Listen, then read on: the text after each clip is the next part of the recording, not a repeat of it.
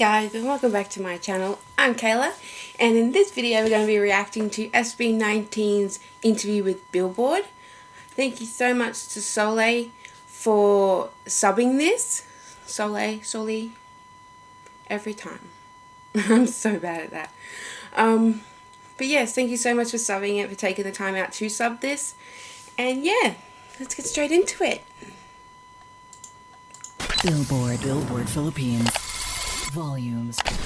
On this episode of Volumes, we check in on the life lessons SB19 has learned throughout their career. Billboard Philippines. Volumes. Thank you guys for being here today. Everyone knows Wow. SB19 is here today on the maiden issue, the maiden episode of Billboard Philippines Volumes. So And just we thank just you see for being them here today. looking like this. You guys are coming off a world tour. You've been putting out a lot of amazing music. I guess just to break the ice, maybe you could tell us a little bit about your experiences so far and what's been going on in life lately. Okay, Justin, tell your experience. Right now, since we just finished our North America leg for our Pagtatag World Tour, since we Grabe, released- nag-i-English na to. Di ba? Dahil nag-release kami ng just yung EP namin na Pagtatag. So nag-tour kami for the North America and ngayon kakabalik lang namin here in the Philippines and although it's tiring, we're still excited for the future activities na magaganap dito sa Pilipinas kasi tagal din nun, more than a month. 2 months. Yeah, almost 2 months kaming nag-tour and marami kaming na-miss and yung mga especially mga fans namin sa Philippines kasi ibang-iba syempre yung energy, ibang-iba na even the atmosphere around kakaiba nung bumaba kami ng eroplano paglapag namin parang sabi na ay nasa Pilipinas na nga pala tayo. Parang ganun mararamdaman mo talaga. So ayun, we're just excited even though we just finished our North America. Man, Sobrang Ken with saya ng blonde hair. experience kasi even though, we were away from the Philippines, parang it was a good sacrifice because we're slowly moving towards our goal na talagang mapakilala yung Philippines. And very worth it naman, talagang fulfilling. Tapos nakikita namin yung mga audience na very diverse na rin. Unlike our first tour na talagang jam-packed siya ng Filipinos. Ngayon, it's either 60-40, ganyan. So, nakakatawa. Tapos, pag kinakanta ng mga foreign fans yung kanta namin, talagang they memorize our lyrics. So, sobrang saya. Pero masaya rin bumalik sa Philippines kasi syempre Filipino food, the best. Let's go. Nothing like home. I mean, I was just observing you guys during the shoot, and I think I've met you guys at different points during your career. Just seeing little things that I really appreciate. I think earlier you grabbed your phone just to be able to record a melody just because you were listening to something.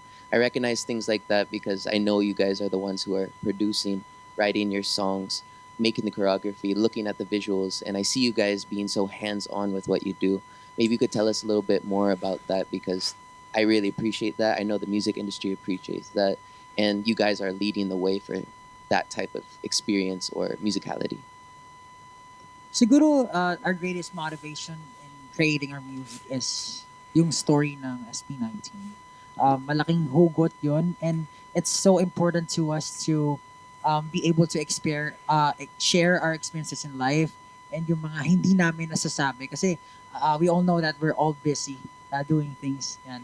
Wala na kaming time to enjoy ourselves, share yung mga nilalaman ng dibdib namin to some people.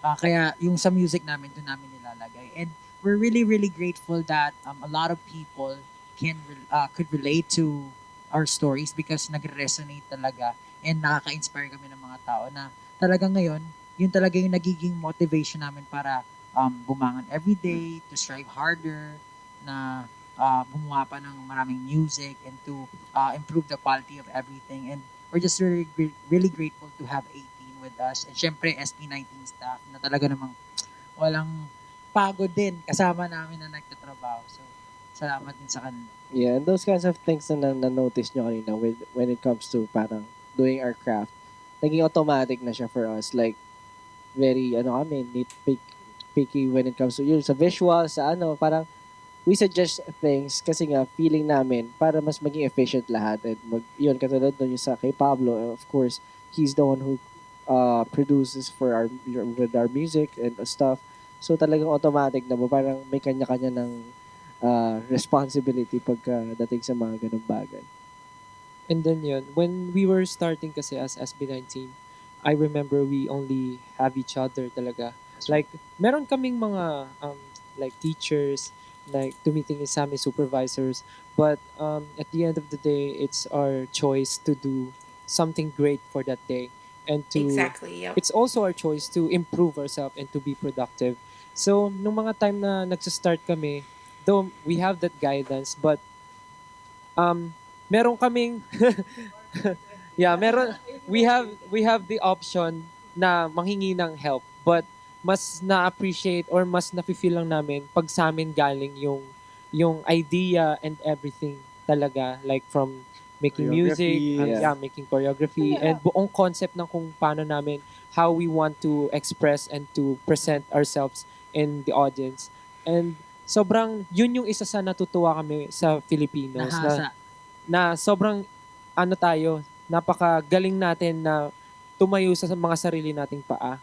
And Mag-improvise. mag-improvise. And yun yung isa rin sa mga proud na sa mga artists dito sa Pilipinas. Like lahat sila nagko-compose ng songs nila, sila nagpo-produce, sila gumagawa. And we're very happy na seeing a lot of groups din na lumalabas ngayon na masasabi namin napaka hands-on din nila sa mga craft nila napakagaling yun yung masasabi ko talaga. But to be able to survive in this kind of industry, kailangan talaga you're always constantly moving. Kasi if you're not innovating, if you're not thinking about what to release or contents to create, talagang wala eh. Diretso pababa ka lang eh. So kami, since 5 kami, lagi kami nag-iisip na hindi pwedeng mag-aabang lang eh. Yeah. Dapat constantly, anong pwede natin gawin? Ano yung dapat nating baguhin to improve yung craft natin para mas makita tayo ng mga tao or kung ano yung mga pwede namin i-include sa mga contents na namin na hindi namin nagagawa dati. So, ayun po, since 5 naman kami, lahat kami malalakas ang opinion. Yes, May mga arguments, pero ang maganda doon is we're able to create something that's produced Collaborative. by different minds na talagang alam naman namin na masasabi namin na gawa namin to. And since it's our story, 5 kami, might as well collaborate with it. Doon na rin po papasok That's so true, you know, because the thing is, there is 5 members with their own experiences, even though they can be experiencing the same thing. How each member is personally experiencing it could be different from another. So it's great that Pablo as a leader is so open-minded and he's so good at being a leader that he knows when to take a step back and let another member take charge on something. You know, like with Ken and Stell, they are really great dancers, right? And they've got history of creating choreography. So if, say, they might be working alongside Jay to create some choreography, and occasionally maybe Justin or Josh or even Pablo himself could come up with some movement that they like. Hey, you never know with your creativity if it will work. So it's great that Pablo is so open-minded and allowing them to be creative alongside him. You know, it's not like he doesn't have that ego, no, I'm the leader and it's my way or the highway, right? So they get to flourish and share each of their unique bits of creativity, and it does come back onto Pablo because he could just say, no, I'm the leader of the group and we're going to do it this way. He doesn't just lead like that. As in, like, I don't know how I'm trying to say it, but like, even though they all have their own creativity, they are allowed to use it in the group, not just in their solo stuff. That's where I was trying to go with that. They're allowed to bring it both to solo activities and SB19 stuff. So it's great that, you know, they are people, they're going to disagree, they're not going to get along at all the time, you know, but it's great that they always come back to the table after, like, you know, walk away, take some deep breaths, constantly come back to the table, and then we get the content we get from them, the music we get from them, which they just work so hard. You know, it's not just, you know, the music, you know, they're always recording, or they're always, but just, they're always working so hard on themselves, you know, so that work there is able to, like, what's the word, I can't think of it. The work they do on themselves helps the SB19 brand. That's what I'm gonna say. It's not the word what I was trying to think of. I can't remember it right now, but yeah, that's what I was trying to say. Anyway.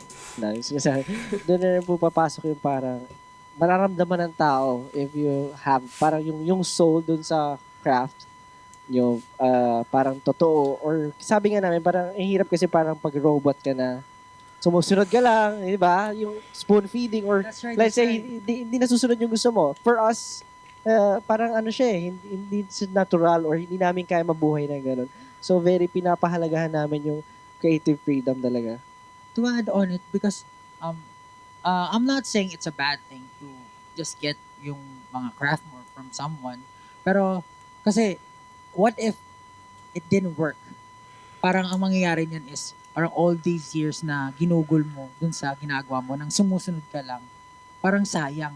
What if tinry ko pala i-exert yung effort ko, or I tried yung kung ano man yung naiisip ko at mag-work. So yun po yung naging motivation din namin before, na hindi namin hinayaan na basta-basta lang na tatanggap lang kami, ipapasok lang sa amin yung, kumbaga parang memory card sa PlayStation na, ayan, kung ano meron dyan, gawin nyo na lang. Hindi yung basta sunod, kailangan nag-iisip ka rin. Siyempre, may creative freedom, pero kailangan parang iisipin mo Balance. pa rin kung gagana ba to, mag-work ba to, kailangan balance lagi. Magpa 5 years na kayo, and you guys have achieved Coming up to so 6 much years. these last 5 years. Tapos umakat pa eh. Dapat mangyayari. Here's a question. Sino nagbago? Kayo o yung mga tao sa palibot nyo? I think everyone. Lahat. Like, feeling ko Change lahat. is constant. Yeah, Wow. lahat. Yeah, Well, lahat. always for the better. Yeah. Always for the better. Lahat nagbabago. Kasi, sabi nga ni Justin ganun. But, kasi kung yung panahon ngayon napakabilis eh. Kung hindi ka magbabago at sasabay doon, may iwan ka talaga. So, kailangan mo magbago. But syempre, for the better. And nakikita naman namin, like, we improve. Also, the people around us, na people helping us, the team behind us, they also, they're improving, and they're always willing to help us and do everything that they can just to help us and bring us there kung saan pa yung gusto naming maabot. With them then, of course. I think yung pagbabago more on us rather than the people around us. Siguro po sa pagdating sa pakikihalubilo sa mga tao, yan po yung isa sa mga dapat na pinapanatili namin, kasi we were kumbaga hinasa namin sarili, hindi naman hinasa, kumbaga sinanay namin sarili namin na kailangan kung paano kami nung nagsisimula sa pagkikitungo sa mga tao, ganun pa rin hanggang ngayon. Pero pagdating sa kung paano kami nag-work, parang pauhaw lang na pauhaw. Always thirsty for something new, something to improve. Ganyan po. And hindi namin masyado tinitingnan kung ano yung thinking ng mga tao. Kasi once na maapektuhan ka nun, parang yung creativity mo, yung workflow mo masisira. So, medyo paloob instead of palabas. Yes, and regarding with that question, I have a different intake. Before we started SB19, or ito as a whole, parang meron pong goal talaga to change the industry. And yun siguro yung nagbago sa paligid namin na hindi nagbago sa amin. Kasi yun yung original goal, is to change the industry, or hindi naman nabago, syempre to challenge everyone. na baguhin namin. And nung mga parang unang araw namin, people find us very weird. Kumbaga, ano ginagawa nyo? Ganito, parang, Some Very get offended as well. different, Some yeah. get offended as yeah, well. di ba? Parang, Even Kasi parang make sinasabi na nagmamarunong. or ganon. ganon. Pero no, we just wanna, parang, syempre, bigay siguro yung opinion namin to make everything better or siguro mas maging efficient lahat. Pero madalas parang na may misinterpret kami. And ngayon, feeling ko, nagbabago na siya slowly and I think that's for the next coming years, magiging mas rapid na to. And super natutuwa kami sa outcome na nangyayari. I totally agree with you guys, and I love to hear the fact that you're all about collaboration. Even when you're sitting here as creative directors in your own right, each of you have these opinions and these beautiful ways you're expressing yourselves. You're still talking about your team. You're still talking about the people around you like this, and I love how you just said that. Okay, we're not here to change the industry completely, but we're here to challenge it. Yes. And that's beautiful. Always challenge it. Always try to make it go further. So, I love this interview. now that you guys have been doing this for 5 years, going a lot of places, maybe you could impart on us a life lesson, maybe each, that you've learned throughout Life this lesson. time. I'd like to hear from each of you on this one. Keep off the grass. You wanna start first, bro? Feeling ko marami itong pinagdaanan ko. I feel so. He's waiting for the time to speak right now. Sino It's man? your time. It's your time is Gusto mo gold. magsalita? First. I can't say that, you know, I learned so many things, pero there are things na, you know, gusto kong tandaan na, kumbaga, I learned, like, which really helped me a lot as an artist, as a human being. Kung paano ako naging ganito ngayon, and nakatulong talaga sa akin mag-improve, especially yung pagiging pasensyoso ng isang tao. And kasi as an artist, madami kang tawag dito, madaming stressful things na darating and struggles, toxicity. And hindi naman mawawala. Gusto ko lang maging honest sa lahat. Hindi talaga mawawala. People around you, may mga negative comments kang makukuha about you, even though wala ka namang ginawang masama sa kanila. But, you know, there are people na i-hate ka talaga nila just because they just don't like you. Pero you have to move on. Kailangan mo move forward. Hindi na isipin yung mga ganong klaseng bagay. So, kailangan mo maging understanding and, you know, yeah, patient. And, ano pa ba? Widen your mind. Kailangan mong, kung ano yung mga opinion na sa tingin mo makakatulong sa'yo, then try to, you know, try to absorb it. Malay mo makakatulong sa'yo. So, yun yung mga tipong He's so, lessons na they're so nakukuha ko wise, na all of nakatulong them. talaga sa akin. Sunod-sunod ba to? Sige sila. Kayo po. Ano po? Siguro yung life lesson ko, kasi po before, ano talaga ako, kumbaga, loner. Mas, I like working alone.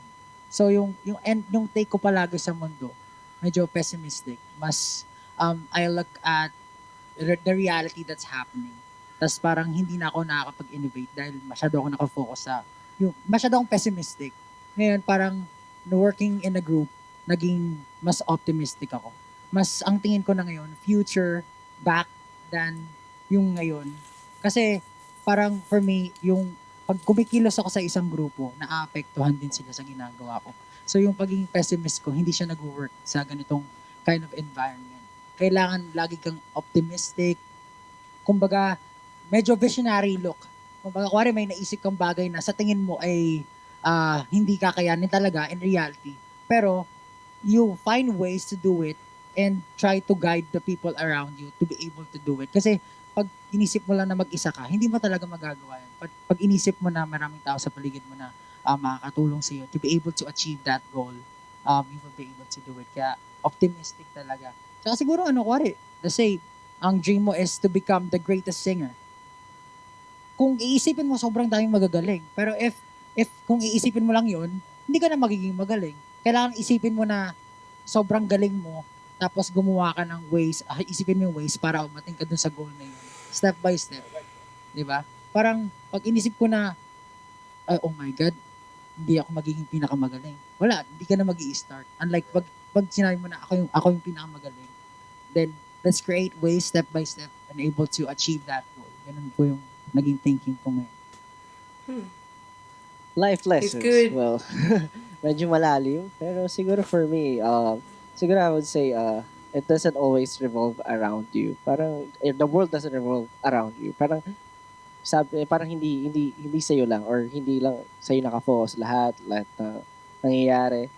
And siguro, pinaka take ko doon, kasi maraming... Yeah, I had to learn that too. The world doesn't revolve around me. And it's kind of how a lot of tensions have gone on within my family, because each one of us have had to go on our own thing, our own journeys, I suppose, of realizing the world doesn't revolve around us. So things don't go our way in the time frame we want it to. We get very frustrated.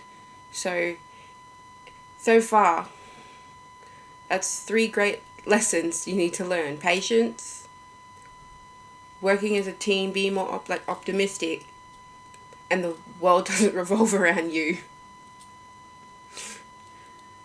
Communication is something for me. Communicating with my family, because I was saying to my brother the other day that I feel ignored. I feel invisible in this household. That what I say doesn't matter. So I just fall in line, basically. And then they wonder why I'm so angry. Because every time I say something, I feel like I'm not being heard. I feel dismissed. And my brother, he's like, I didn't realize my communication was coming off like that. He's like, I was hearing everything you said. So that's why I personally believe communication's a good thing. Because just how you're saying it and how you mean it is probably not how someone is receiving it. So that's why it's good to communicate. But that's comes back into what Josh is saying with the world doesn't revolve around you. Just because you took it badly, that doesn't mean that's how they meant it. And then you're like, well, I felt like this and da-da-da. Well, how... so it's a back and forth. So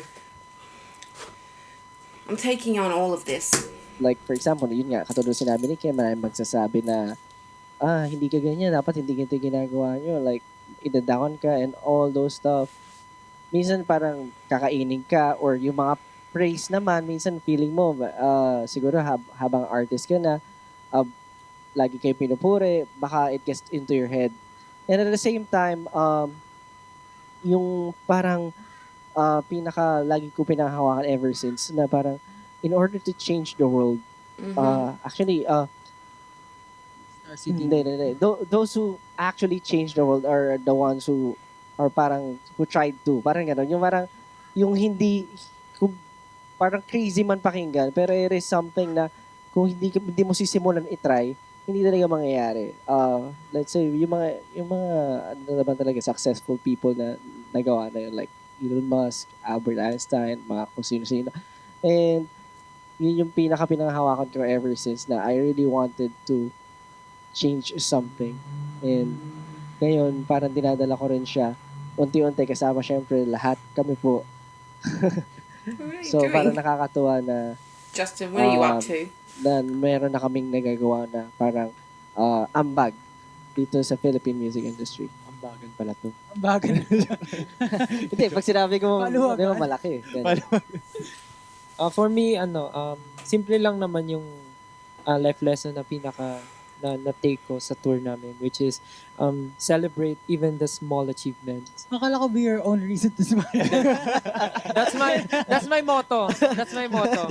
Be your own reason to smile. Pero yung naging malaking bagay na ginagawa ko everyday is to celebrate yung achievements ko, kahit small things yan, kahit ano pa yan. Basta happy ka sa nangyari, you deserve to celebrate. Kasi dun mo mas mag-value. It reminds me of something that my mum used to say when we were younger. Because all of us have some learning disabilities, and like we are on the autism spectrum, my mum would do that. She'd celebrate our little things, you know, because we weren't going to be these, you know, university graduates, right? She knew that, and she was okay with that. She's like, you know, other people be like trying to brag about their kids, you know, oh, my kid did this and my kid did that, and my mum was like, well, my son tied his shoes today all by himself. You know, she's like those little things. Oh, my son cooked a fried egg today without burning it. You know, so like, it'd be little things. He was like, my daughter cleaned the house without being asked today. And that's the thing. She's even now, even like, it's something I do because, you know, it's a human being thing to do. You got to keep your house clean. But if I do it without her asking me, she gets, oh, thank you. It's like, Mum, it's okay. You did, you know, raise me knowing how to clean up after myself, and it's my tribute to the household. So, but it just, when you said, you know, celebrate the small achievements, it's just reminded me of some of the laughter that me and my family have had. It's just like, oh, look at you mowing the grass. You know, like, it might just be a regular day thing, but we literally celebrate every little thing one of us does. Like, me starting this channel, my family are so proud of me, because this is so out of my comfort zone. It's not funny. Like, you don't even realize how out of my comfort zone this is. And it's a push every single day to jump on here and give you guys content, even though I love the content I'll be making. It's one thing to film it, and it's another thing to actually put it up. You know, because I'm so antisocial. I do a lot of things on my own. So I am very proud of this channel. So I celebrate this channel all the time. The fact that I had one person subscribe to me, I was thrilled. I was like, someone actually cares about what I have to say. I was so happy. But mainly because, you know, I always wanted to do this. I always wanted to react, and I just like, I know it's reacting, but like, it's like constant doubt in my head. Am I reacting enough? Am I talking too much about myself? You know, am I reacting in a respectful way? There's just so much that is trying to talk me out of doing it. And following SB19, it keeps giving me the push. Keep going, keep going. And I absolutely agree with Stell with whatever it is. It could be the smallest thing that you don't believe should be getting praise, that people do every single day. You know, praise them too, because the achievement is that you have done it again and again and again and again. You know, that is worth celebrating. Like, yes, even for the people that do struggle with mental health, they need to, and I'm one of them. I celebrate the fact I got out of bed today. Go me. Because there's been plenty of days where I felt like I didn't want to get out of bed. Not because I was tired, I just didn't want to people, if that makes sense. I was like, I don't want to be a person today. I want to just like kind of disappear into this mattress. Like, I don't want to get out of bed today. And that's where the support from my family comes in. Like, come on, you got this, you could do it. We're proud of you. Keep going. Which is so weird, because I never felt like I did anything ever to hear that my family were proud of me. But this channel is the biggest thing I've done. And I try not to dwell on like, oh, I haven't done this and I haven't done that, because it just brings me down. I'm just so proud I did this channel and I get to share and watch this content with you guys, and your beautiful comments coming back at me lets me know that I'm doing good, you know? So I just want to take a moment now to thank you guys so much for your lovely comments and your encouragement. And I've, through this group here, found it's not just a fan base, it's a family. And even though I'm an international ATIN, I've been welcomed with open arms, you know, like, hey, I love SB19 too, and it's just like, well, come on then, you belong over here with us. It's just, my achievement is this channel. I get out of bed every day, and I'm slowly opening myself up to people, right? Because I was very much like Pablo. I was always alone. I was a loner. I liked to be alone.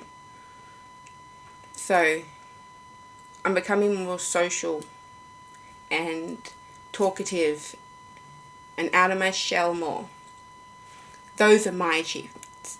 So I 100% agree with Stell, and you should celebrate all your achievements as well. Do as Stelberry says. Yung life.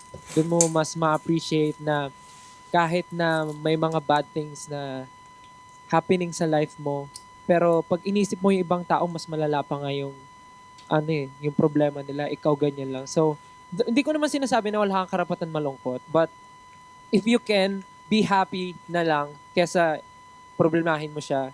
So, yun na lang gawin mo. Kasi yung stress nandiyan na yan eh. Pero kung yung problema, pinroblema Worrying mo pa. and stressing out things you have no control over. Yeah, walang resolution. Pero kung magiging positive ka na lang about it, magiging happy ka na lang, and you make something para masolusyonan yung problem na yun, mas magiging productive pa yung day mo, and makakapag-isip ka pa ng other ways to make your day more happy and meaningful. Special na parang ganun. So, kung iisipin mo yung maliit na bagay na nagpapastress sa'yo, kaysa yung maliit na bagay na pwede mong i-celebrate dahil naging masaya ka, syempre doon ka sa magiging masaya ka. Kasi life is not about everything na parang masasabi mo na nag-fail ka ngayon and bukas magiging masaya ka na. Basta ang importante is kung sino ka ngayon, yun kaya bukas, yung ka hanggang kailan ka. So yun yung wise. ikaw forever na ma-share mo sa mga pamilya mo o magiging anak mo in the future na eto ako. Parang For me, one na naiisip ko right now, kasi syempre there's a lot, but one that I can share right now is parang you cannot always be nice. Although That's like right. Interesting. I like this. parang also how do I say this? Kasi before parang iniisip ko na dapat ayaw mong Yeah, maka-offend. that's my problem. Parang laging parang I'll try to meet halfway on kung may argument, doon ako sa gitna. I'll listen to both Neutral. and ganyan. Neutral, and parang it's bad na makasama, parang ganyan, or may masaktan ka, maka-offend and all.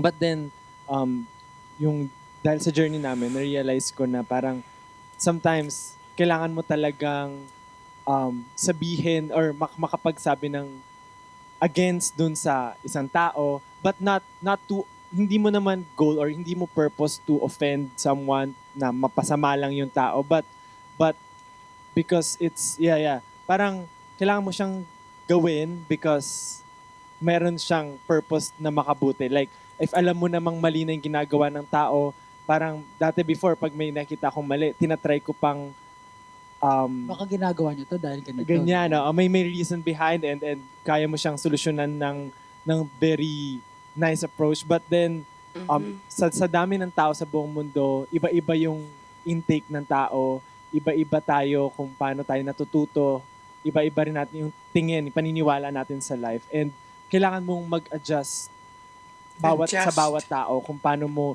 ipe-present yung sarili mo, ipe-present yung opinion mo. I don't know if like in the Philippines or other parts of the world know this saying, but here in Australia, it doesn't really seem to be a saying people use much anymore. But growing up, especially, I grew up with the phrase of agree to disagree. You don't have to agree. You can disagree on things and both be right. So agreeing to disagree, it's like, I believe what I believe and you believe what you believe. Let's just agree to disagree because we're not going to agree on this topic or this issue or how to handle something. So everyone's entitled to their opinions, and everyone is entitled to agree and disagree. It's just the process of doing those things in a respectful way. Agreeing to disagree. You know, so as he said, people have different beliefs, there's different religions, different cultures, different life experiences. Not everyone's going to agree all the time. But you can come to a common ground of agreeing to respecting each other's opinions. So I love how each of them thinks. It's kind of in my own brain. It's like they've taken a piece. I've had each one of these thoughts at some point in my life, and I really thought I was the only one that thought like that. It's amazing how even in an interview, SB19 can make you feel seen, even though they do not know I exist. They're just so smart, and I do love their interviews,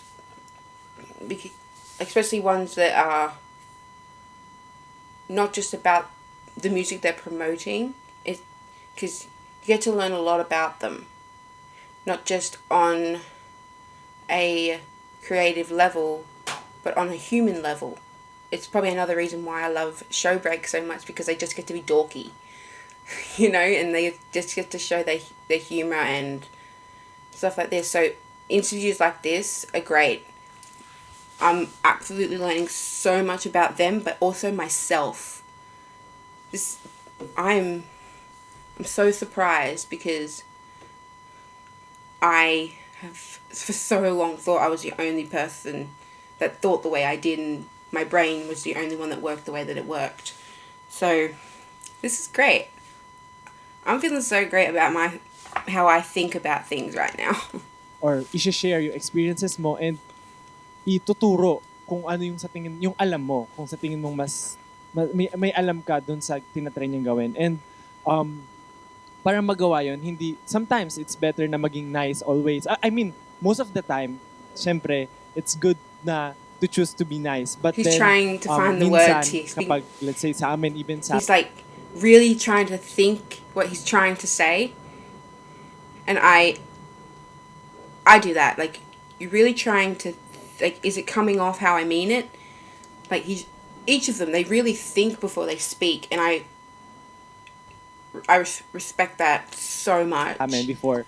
Dati laging ako neutral, but then tinuruan sila mismo yung nagturo sa akin na sumigaw ka or magalit, and because of that parang mas nalalabas ko yung opinion ko, and I think nagre-result siya ng something good for us as a group na okay, mukhang mas napabilis yung mga bagay, mukhang tama naman, and if my mistake, you just need to accept it kasi nagkakamali naman tayong lahat. Accountability. Yeah. So, ayun, I think it's just that you cannot be always nice. Tsaka gusto ko rin balikan yung sinabi ni Stel. Okay, ulit-ulit tayo.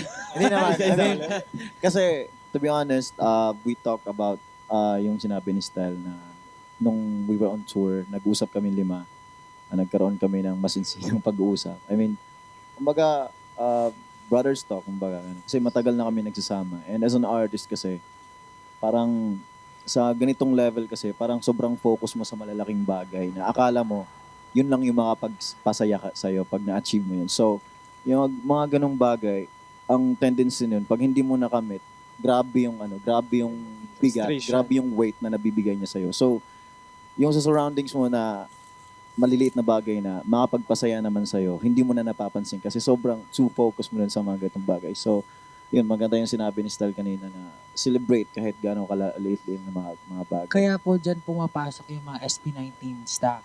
Kasi Yes, kami po, yes. yung lens namin, near sight lang. Kumbaga, ito lang kami. Pero sila yung nasa likod namin, nakikita nila yung whole picture. Sila yung nagsasabi sa amin, oy, stop muna, pahinga muna, or ito mo yung kailangan gawin. Kaya, thank you. Yun lang pala masasabi. There's really just so much to take from this. I mean, learning how to Exactly. present your ideas on a wider scale and being able to stand your ground is something that we all should do. Thinking about, okay, are we going to push forward and not listening to people that are detracting us from what we're trying to do? And then also learning how to be learning to stay away from being pessimistic and being more optimistic on a bigger goal for a bigger reason, And if we're going to be doing that, there's a lot of artists that look up to you nowadays. You guys are leading. You guys are leading the way on what it is to be in this industry with no roadmap. You're the first. Tama. That's No something roadmap. that is a lot different. And if these artists are looking up to you, could you give us a little advice for them or something that they can take from what you guys have been doing? And also, do you feel more pressured now? Dahil Yeah, of course. alam nyo ngayon, you started something, you became the leaders of this thing, and then now you have people who are going to follow in your footsteps. So that's Well, Pressure. depends. Situation is situation like pressured when we perform abroad siguro. Sometimes it's kind of, new stage, new audience, set of audience. But in our home court or this sa country namin, medyo siguro yung sa ginagawa namin medyo confident naman kami as of now. Siguro iba-iba rin ang intake per member po. And for the siguro advice for the artists, siguro number one, they should have a vision. Kasi kung wala kang vision, shout out to vision. Hindi, pero diba, they should have a vision. Kasi kung wala kang vision, medyo, katulad, wala kami roadmap. Yes, pero meron kaming vision, meron kaming goal. And you should have a goal. Kung di, mawawala ka, diba? Kailangan mo ng mapa. Tara. Galing mo dun. Pero whether Isipin mo it yun, be big, napasok pa. whether it be big or small, kailangan talaga merong vision. Kasi kahit naman walang roadmap, kapag may vision ka, kumbaga, saan nagagaling yung liwanag? Totoo. Doon ka pupunta. Diyan, siguro another one, add ko na lang. It should be something bigger than siguro than your group, yourself, di ba? Yeah, that's right. It should be something na you're doing it na meron ka makakasama along with you. Siguro parang kami, kasama namin yung ATIN and syempre Filipinos, di ba, sa goal na ito. And it should be something similar to it. Vice? Pressure. Do you feel any pressure right now? Alam mo, before, mayroon. Pero ngayon, parang, not really saying na wala. Pero I don't focus on it. Kasi kapag nag-focus ka dun, Yeah, wala that's true. wala akong magagawa. Parang, yun nga, sabi ni Stel, yung problem pa. So, there's no resolution. Tsaka feel mo pag ganung bagay, parang kontrola, parang nasa box na hindi ka makagalaw kasi you shouldn't do this, you shouldn't do that. So, hindi na namin pinapansin yung mga ganung bagay para maging free kami kasi hindi na nga kami ganun ka-free, tapos ikukulong pa namin yung sarili namin. So, mawawala yung saya namin. Gusto lang namin maging masaya as a person. pero it's dapat laging aware ka sa mga nangyayari. Yes. Yeah, of course. Ako, ang masasagot ko doon, yes po. Ako for me, personally, nakaka-pressure siya. Especially right now na hindi naman namin masasabi na totally mainstream artist na kami. But yung name kasi ni SB19, we are very lucky na nakikilala na siya not only here in the Philippines but also around the globe. Yeah, we can say Hi. that right now. But Globally. kasi yung ganong klaseng level na maraming nakakalam, that means marami ding mata yung nag-aabang. So, a lot of casuals, hindi pa kami kilala. So, pagka na-meet nila kami and then may nagawa kaming something na one time lang nila nakita, yun na yung maalala nila kasi first impression last. So, kung ano yung makita nila sa amin ng first time, yun na yung maalala nila. So, dapat lagi kaming mindful sa mga gagawin, sasabihin, ipapakita. So, yun yung doon ako nape-pressure. But, we're pressured pero we are very confident sa kung ano yung skills namin ni SB19, sa kung ano yung kaya namin gawin. Kaya, maswerte kami na we have ATIN kasi parang bukod sa mga PR namin, sila yung magaling magsalita talaga in social media to promote SB19, our music, everything that we do, our contents sa mga accounts namin. Sila yung talagang nagkakalat ng mga news about us. So, we are very lucky to have them. And isa rin sila sa reason bakit confident kami. Kasi ramdam namin yung love, support nila sa lahat ng bagay na ginagawa namin. Kaya malakas loob namin na ipakita kung sino kami. Kasi yun yung gusto nila sa amin. And yun yung minahal nila sa amin na hindi kami nahihiyang ipakita kung sino kami, na ganito pa rin kami, minsan 100%. Approachable kami, and they also respect our space din, na talagang na-appreciate namin. And yun kasi yung bond na maganda, yung sila na-appreciate namin, na-appreciate nila kami, and we respect each other. Na pagka na-off kami, we can freely say it to them, na pag sila rin may off kaming nagawa, na-correct din nila kami, and we can adjust easily sa isa't isa. So parang hindi nga lang fan to fan idol relationship, parang family talaga yung nafe-feel namin. So doon kami maswerte talaga. Yun. And kung meron man kami talagang magiging, ako personally pala masasabi sa mga future or mga aspiring is, number one talaga is wag mo susukuan yung sarili mo. Kasi number one yun, na pag sinukuan mo yung sarili mo, wala na. Lahat na ng tao hindi na maniniwala sa'yo. Kasi if nakikita naman nila na sobrang laki ng tiwala mo sa'yo, if nakikita nila na sobrang... If you don't believe in yourself, it's kind of arrogant to expect someone else to believe in you if you don't even believe in yourself. You have to be your first fan. Right? So, believe in yourself. Because you'll get further if you believe in yourself. You have to believe in yourself first before you can expect anyone else to believe in you. All that comes within. And it comes within. You light that flame, you believe in yourself, you have confidence, and you projectile it out. And then other people be like, yeah, and it kind of grabbing other people along the way, going, no, they are really good. They're really good at A, B, C, and D. So whatever it is you want to do, you have to believe in yourself first. That he's 100% right. These men are so smart in just general life. Just what it means to be human. They're just so smart. And I have so much love and respect for them. Eager ka maabot yung dreams mo, it shows, makikita nila, and genuinely makikita at ma-feel ng tao yun, kaya susuportahan ka nila kahit anong gawin mo. Yun. That's for me. That might be that might be cliche to some people, yung sinabi ni Stel, pero sobrang bigat ng words na yun. Sobrang bigat niya. Like, dami ko ng good points kay Ken. Pero, speaking of 18 and siguro gusto ko talaga i-highlight yung SB19 staff or yung people who truly care for you. Kasi yung creative freedom, maganda po talaga yan. Maganda yan. Yeah. Pero kailangan meron ding control or kailangan ma-manage ng maayos. If you're only going to listen to your fans, wala silang sasabihin na, puro sasabihin yan, papuri. So, how do you improve yourself? Listen to the people who truly cares for you. Yung nakakita sa atin every day. Yung mga nandyan sa backstage, yan, nakikita ka niyan. Kailangan mag-warm up. Hindi ka nag-warm up, ayusin mo yan. Diba? Sila yung mga talagang, kasi minsan, napapagod ka na, sila yung mag-ano sa'yo, tatapik sa'yo, do it properly. Kasi kailangan mo yan. Nakakatuwa. Tsaka sila yung shield namin. Like, for example, kami may mga gantong instances na, syempre, pagpagod kami and we want to rest, pero may mga ibang tao na gustong mag-video or like that. And then, syempre, may mga time na sila na magbo-block para makapag-rest kami.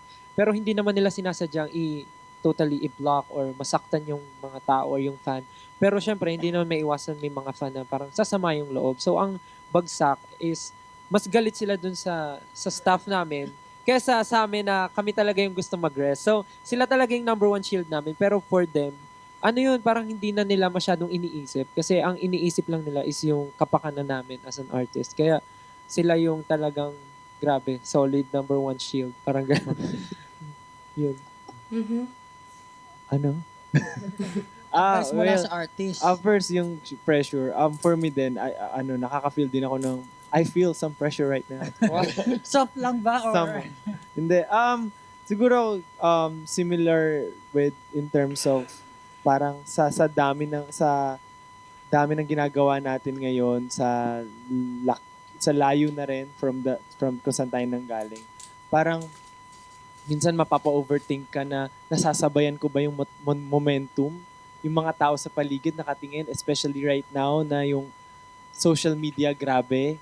And siguro isa rin yun na life lesson for us na yung social media right now, dahil too much na siya, parang gusto mong tumingin dun sa reality talaga, yung what's not in social media. And that's yung katulad nga nung na-experience namin sa live concert, pag nagko-concert kami sa ibang bansa, parang mas dun mo mas acceptable yung mga sinasabi ng tao kapag harap-harapan mo siya. Let's say, nanood sila ng concert namin, ma-meet mo sila in front, face-to-face. Parang yung mas magiging acceptable yung comments na ibibigay nila. Kasi sa social media right now, parang napakadaling magbitaw ng words and sometimes yung purpose talaga nila is to pabagsakin ka or masaktan yung loob mo. And parang yung pressure na yun na nararamdaman ko mostly is from social media rin talaga. Kasi ang dami mong nakikita, ang dami mong nababasa.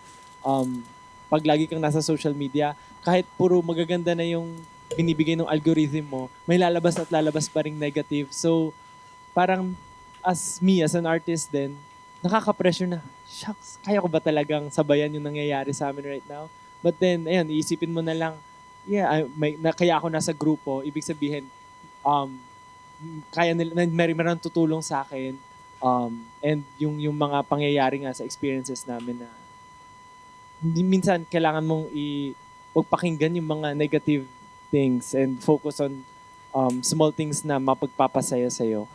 And yung advice naman for aspiring artist, parang push nyo kung ano yung gusto nyo, kung ano yung nagpapasaya sa inyo. Parang never be controlled ng something na ayaw nyo talaga. As long as hindi kayo nakakasakit ng tao, nakakasama, wala kayong bad intention dun sa goal nyo, try nyo i-push yung gagawin nyo. If ever man na parang, pero of course, kumbaga, matuto pa rin makinig. It's not always, hindi ka laging tama. Minsan may makukunan ka pa rin na lesson from the others. But then, pag nafe-feel mo talaga na, hindi, may mali talaga, hindi ako ito, hindi ko to gusto, try mong kumawala, i-push mo yung kung ano yung nararamdaman mo. I have a question. Sino yung tumatayong kuya sa inyo? So, pantay-pantay. Yeah. Very strong opinionated kami, yung ever since we started, yung look namin sa isa't isa, hindi yung parang, oy, ako, pakinggan nyo. Kahit ako yung leader nila, pero hindi yung, kapag alam ko na hindi ko alam yung isang bagay, let's say, dancing, still, you lead this. Parang, oy, see, go what I was saying before? Na, mas alam niyo yan. So, parang, in life, yun, kanya-kanya po kami, may nagkakamali ka na, kausapin mo. And the reason I ask that is, while each of you were talking, intently nakikinig kayo sa isa't, I feel like you're really watching out for each other. Na it's the first time I met you guys. So it's a nice feeling na you can feel that you're all watching out for each other. Plastikan po. Kasi may Siyempre.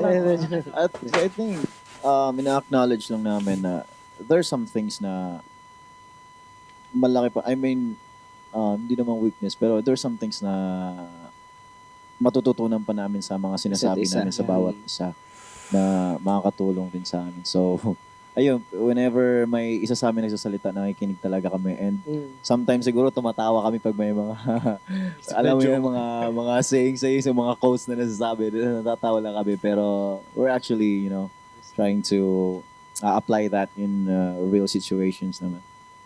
Lastly lang siya po, the only way to improve is to acknowledge that you're not perfect. Tama. Kailangan Tama. clean slate ka lagi to everything na nandidinig mo sa mundo. Para makapag-absorb. You guys have really been able to find beauty within the madness around you, and through teamwork, through being together, your brotherhood, and you're going to go farther. And I think something, as maybe a last thing that I'd like to ask you about, is that you started your own management. What does that mean to you, and why have you done this? Siguro po, mahal namin yung industry talaga. Mahal namin. Yeah. We want to create, syempre yung pinaka-goal po namin is to break the current norm or introduce or put Filipino music and culture in the global scene. Oh, you're doing it. Kaya namin binild yung onesie. Though fairly new yung onesie, talagang we're really making efforts talaga, striving for something na talagang makakapagpabago sa industry. Kasi alam po, yun, katulad na ginagawa namin, medyo bago talaga siya. Sometimes, let's say, minsan may mga co-work kami na, yun nga po, marami kaming opinion kasi feeling namin, yun po yung mas makakabuti. Kasi pag sa dancing, yung para makuha na ng maayos yung step namin, kailangan inaaral beforehand para matarget mo kung sino talaga yung nasa ganun, maganda rin yung quality na ma-present. So, gusto po namin talaga na kaya namin binuild yung onesie to challenge everything. Na para mas mapa-improve pa, ma-export natin yung talent natin, mapaganda lahat ng quality, even video, content, and everything. Yun po talaga yung goal ni onesie. Yeah, to challenge everything and of course preserve what we've actually achieved na. Siyempre, to continue the legacy kasi yun nga po, let's say, yes, a lot of people think na SB19 is super successful, they created their own company, baka mayaman na sila, gano'n. Pero in reality, super laki nung nilalabas namin instead of pinapasok. So ito is something that to preserve talaga. In the future, mapakinabangan ng hindi lang kami pero ng maraming tao na makapag-hone din kami ng ibang klaseng artists, talents, and syempre mga creative people and of course business people din as well. And ito yung goal talaga ni onesie and ng SB19. Syempre, yun yung gusto namin makilala talagang Filipino culture and heritage, especially our food, language, sa lahat. Dapat aralin nila yan. Alam niyo, kasi po nangyari sa mga Koreans yan Kumbaga, yung K-drama, grabe, all over the world, kinokonsume siya, yung language nila, inaaral. So, syempre, bakit hindi kaya ng Pinoy? Exactly.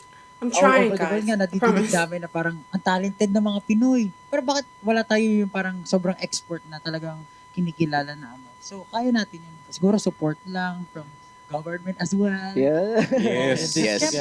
Syempre, investment sa goal, yan po. Minsan, sa music video pa lang, millions na, di ba? No, just hearing that, that is a really true statement. People look at you guys like you have it all. But the thing is, you're doing this not only for you, but for the Philippines. You're investing your own money. You're investing your blood, sweat, and tears, your time, your effort, everything into this without a guarantee it's going to work. And I think this is the important thing for people to know, why they should support you guys. They should support your vision. They should support what you do. So I'm here to say, I'm so excited to see what the future holds for you guys. Thank you today for being here on Billboard Philippines. And we are here to support you no matter what with the rest of the Philippines. Thank you so much. And thank you for your wisdom. As young as you guys are, there's a lot of nuggets of wisdom. Galing. You made a new fan today.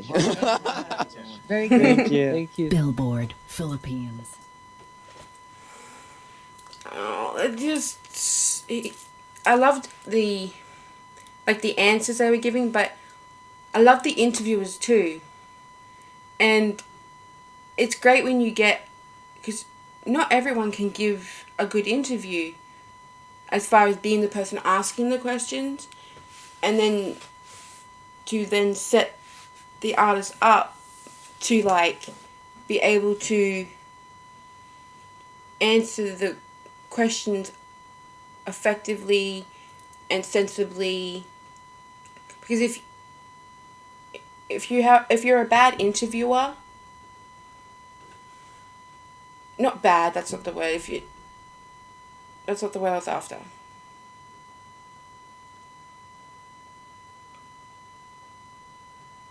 I can't think of the word. My brain's not working today. We'll just go with bad. If you're a bad interviewer, it's gonna put the interviewee in kind of an awkward situation because they have to answer certain ways, because everybody that is in the industry, whether they're an actor or a singer or they do musical theatre, whatever it is, if they're in the creative industry, they do have to be careful how they say things, especially now with cancel culture. Because you say one thing in a bad mood, it could be your whole career. So the interviewers themselves were brilliant. I just want to give a shout out to those interviewers. But yes, that is rude. Every day they come past on their motorbike. They don't even have to rev it. It's a straight road. But they, like out the front of mine, it's straight. But it's always when they're coming around the corner and down before it goes straight. That's when they rev it. It's like you're going down, you can just roll. Anyway, sorry. Sorry. That was... Anyway, what was I saying? I don't know why I'm looking at you to remind me.